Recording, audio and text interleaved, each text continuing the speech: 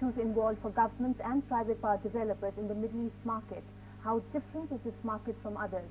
Considering that there are abundant supplies of gas which could be utilized by power companies, how will it work out for the governments with subsidies still persisting? What about existing power transmission and distribution networks? To discuss all this, we have in the studio Mr. Ulf Stombach from ABB and Mr. Angus Hindley of Mead. Mr. Stombach, I'll begin with you. There are tremendous opportunities in the Middle East for development of power, considering the need and the growing demand. ABB seems to be moving out of power generation. Well, that is not quite the situation. What ABB has done is that ABB has decided to... Brian Allam, third-generation farmer, is taking us to his canola field that has been written off. Just one of the many in the 150,000-acre farmland of Strathcona County, a local state of drought emergency. Juveniles and some barely 19 going through the grind of a criminal system. For the police, the case may be closed, but for the minority communities in Alberta, the message is loud and clear. Anthony Call. In Riyadh, the three-day 7th International Energy Forum ended last week with a new proposal which many say could sow the seeds of a shift in balance from OPEC to Riyadh.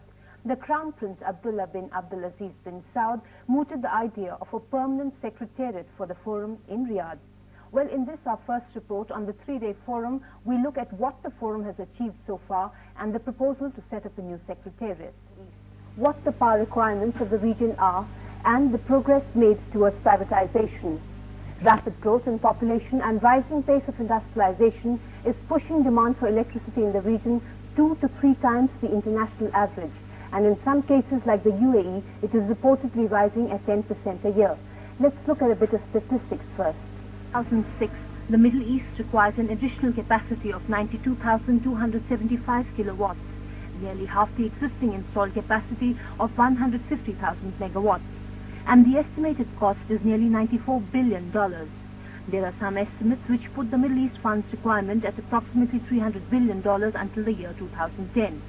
The Gulf alone is facing an estimated $60 billion investment bill in its utility sector over the next 10 years to meet surging demand.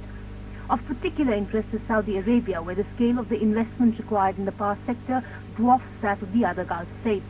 Installed capacity in Saudi Arabia is 21,558 megawatts. Additional capacity needed at a demand growth of 5.5% by 2006 is 13,400 megawatts. Projected cost is $20,000 million. Qatar installed generating capacity is 1,933 megawatts, and at a demand growth of 11%, 1,500 megawatts additional capacity is needed by 2006. Projected cost is $1,600 million. UAE installed capacity is 7,600 megawatts, and at a 10% demand growth, an additional capacity of 5,500 megawatts is needed by year 2006. These growth rates are putting pressure on governments to expand existing power infrastructure at breakneck speed. What are the issues involved for governments and private power developers in the Middle East market? How different is this market from others? Considering that there are abundant supplies of gas which could be utilized by power companies, how will it work out for the governments with subsidies still persisting? What about existing power transmission and distribution networks? To discuss all this, we have in the studio Mr. Ulf Stombach from ABB and Mr. Angus Hindley of Mead. Mr. Stombach, I'll begin with you. There are tremendous opportunities in the Middle East for development of power, considering the need and the growing demand. ABB seems to be moving out of power generation. Well, that is not quite the situation. What ABB has done is that ABB has decided to stay on, but a little bit on the side. We've merged our activities in power generation together with Alstom of France, and by doing that we have created the world's largest power generation company. We are not actively involved in the management of this operation, but we are an investor, an owner, and there are several links between the two operations. We supply equipment, knowledge, etc. When it comes to development, we are still very much active, as our power generation development company, ABB Energy Ventures, is still active in the region. But what was the reason? Was it something to do with heavy investments required in power generation? Was it something to do with that, or was it...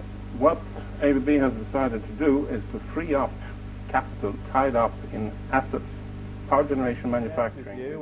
Perhaps. Go ahead. Tony, I must introduce Murray Gibbs. He's head of the Trade Negotiation and Commercial Diplomacy branch in the UNCTAD.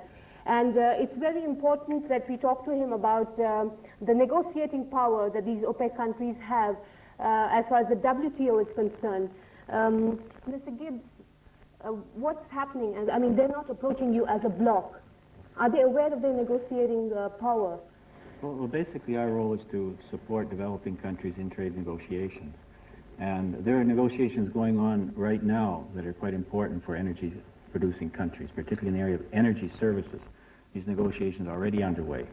At the meeting scheduled for Doha in November, the WTO Ministerial Conference, there is a likelihood that a new round of negotiations will be launched. Now, our perception is that a lot of work has to be done by the petroleum